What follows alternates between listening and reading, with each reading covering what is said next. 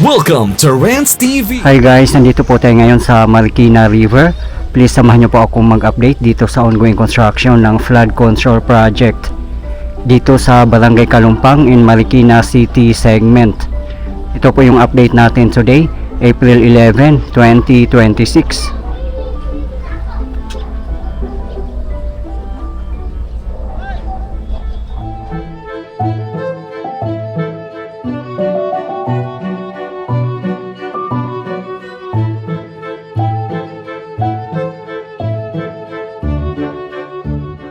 After 3 weeks nung nag-update po tayo dito, ito na po ang development niya. Grabe, ang laki na rin po ng pinagbago.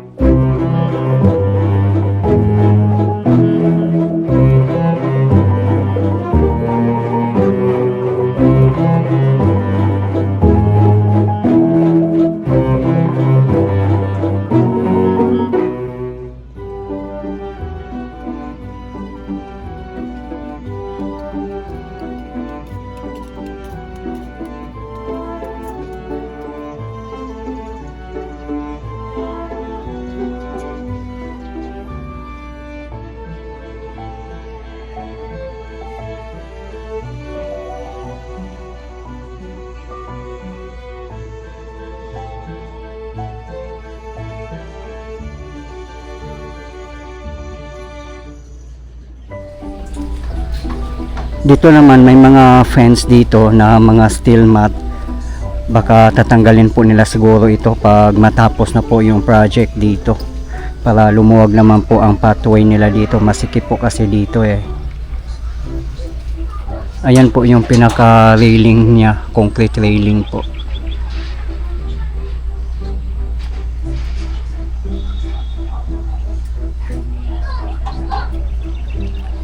Ito naman po ay para sa hagdanan. Tingnan nyo naman po ang rebar nila. Ang lalaki po ng mga bakal na gamit.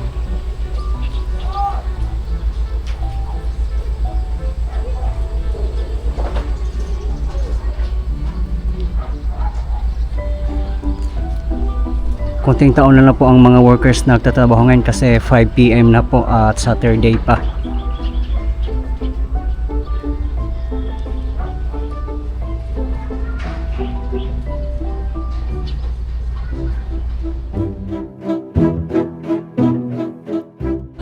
Sobrang dami pong mga nakatira dito.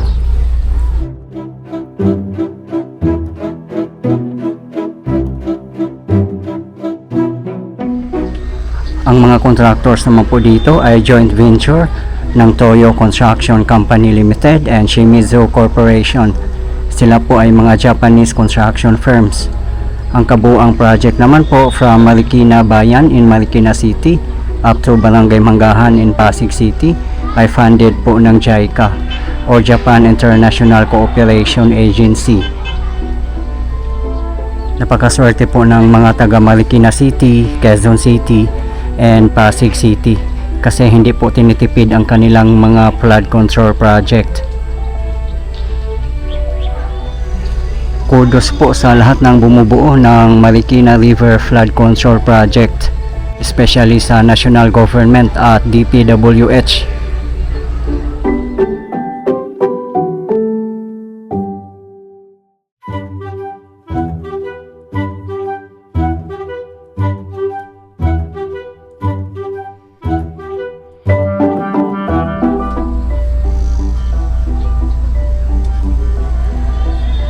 Ito naman po na area ay hindi pa nila nabubuhusan para po ito sa concrete railing at pathway.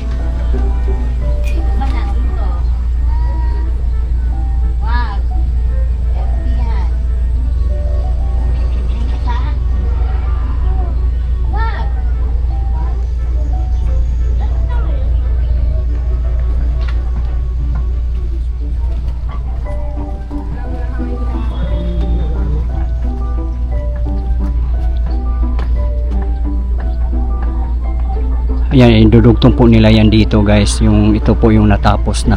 Ayan. Diba guys, ganun po siya katibay.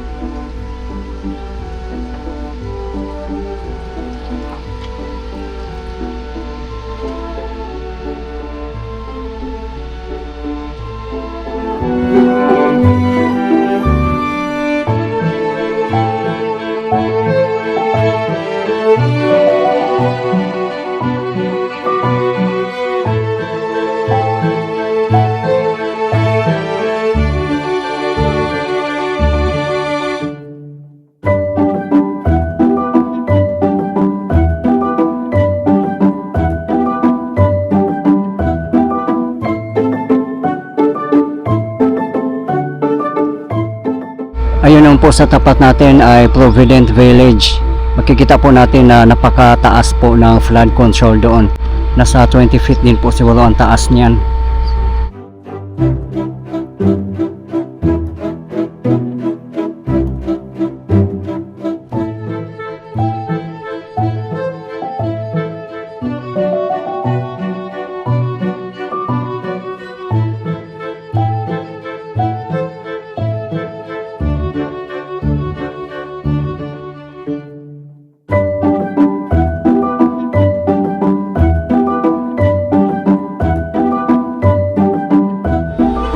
Dito naman po ay provision para sa hagdanan.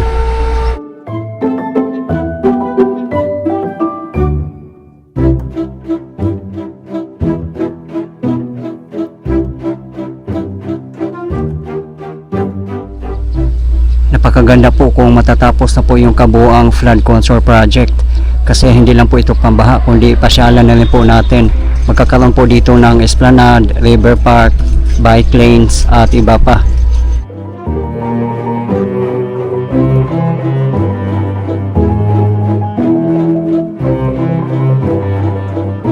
Doon naman po sa tapat natin ang bayan ng Marikina. Full blast pa rin po ang construction doon. Grabe, laki na po ng improvement doon guys, oh.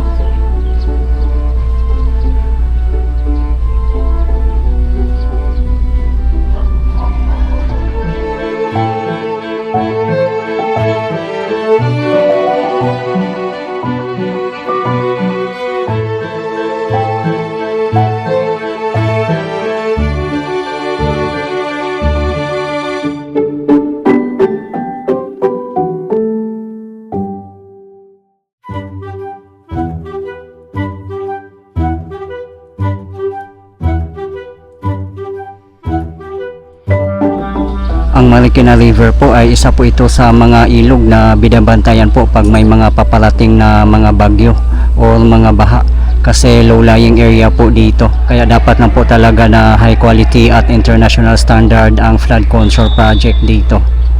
Ang source naman po ng Marikina River ay galing po ito sa kabundukan ng Sierra Madre, at ang haba po ng Marikina River nasa 78 kilometers po, at dadaan nga po sa mga lugar ng San Mateo, Rizal, Marikina City, Quezon City, Pasig City at iba pang mga lugar.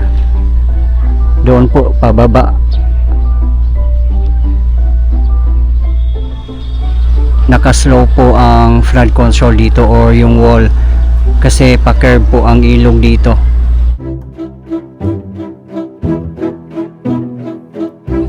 Dito naman yung area ay same as before.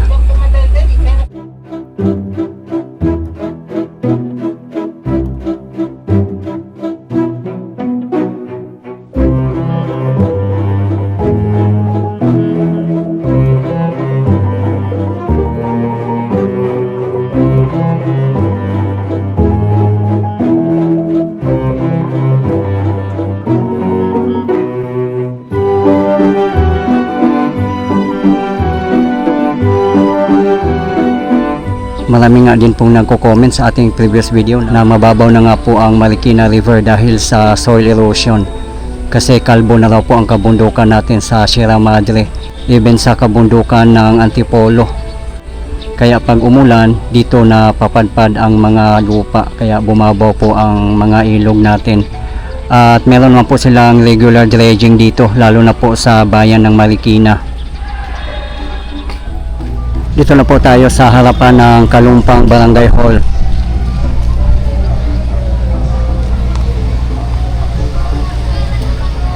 Ang lapit nga lang po nila sa ilog, ayan lang po sa harapan natin. Ayan po sa tapat natin ang Kalumpang Multipurpose Facility.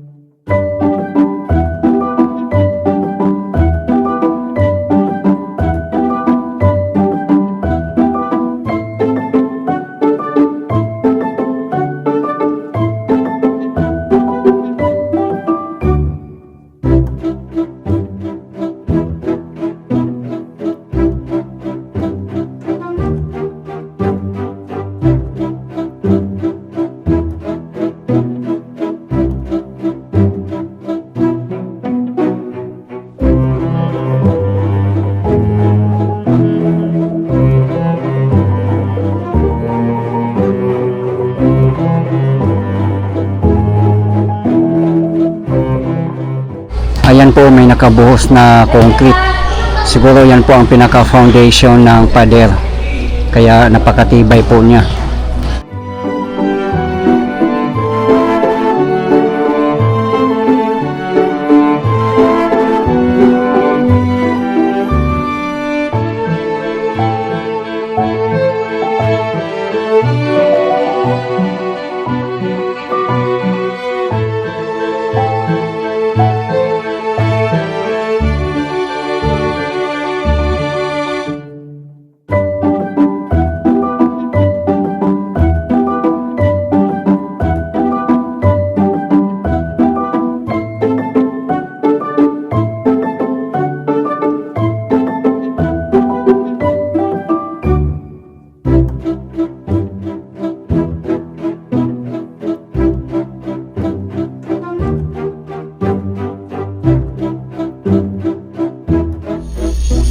Grabe, kaliwat kanan po ang mga infrastructures at improvements dito sa Metro Manila, lalo na po dito sa kahabaan ng Marikina River at kahabaan ng EDSA. Sa mga gusto pong mapapanood sa aking update sa EDSA Rehabilitation and Repairs ay nasa aking previous video lang po, as well as MRT7 updates. Sa sobrang ganda at tibay ng flood control project po dito, hindi na po sila basa-basa babahain. Nakita nyo naman po kung gaano siya kaganda at katibay. No doubt naman po, no, pag Japanese construction firms po ang gagawa, talagang high quality at international standard.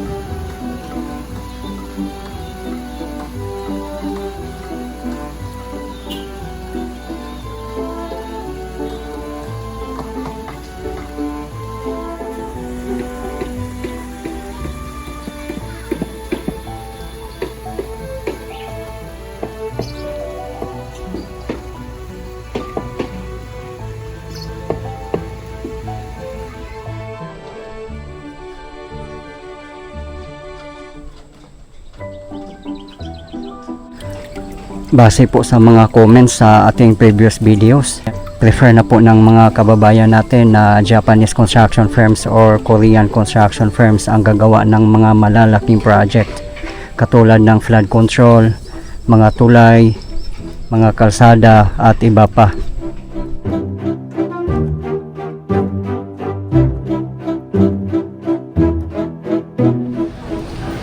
Per segment po ang ginagawa nila, kaya magsasalubong po sila.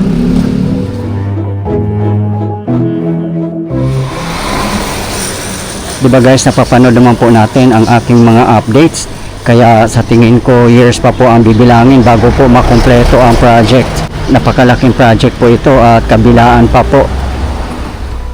Okay guys, ito po yung latest update natin ngayon dito sa ongoing construction ng flood control project Barangay Kalumpang in Marikina City segment as of today, April 11, 2026. Maraming salamat po sa patuloy na suporta at panonood ng aking mga videos. I really appreciate po at hindi po ako magsasawang i-update kayo, lalong lalo na po sa mga government infrastructures. Mabuhay ang Pilipinas. Okay guys, thank you for watching and keep safe everyone.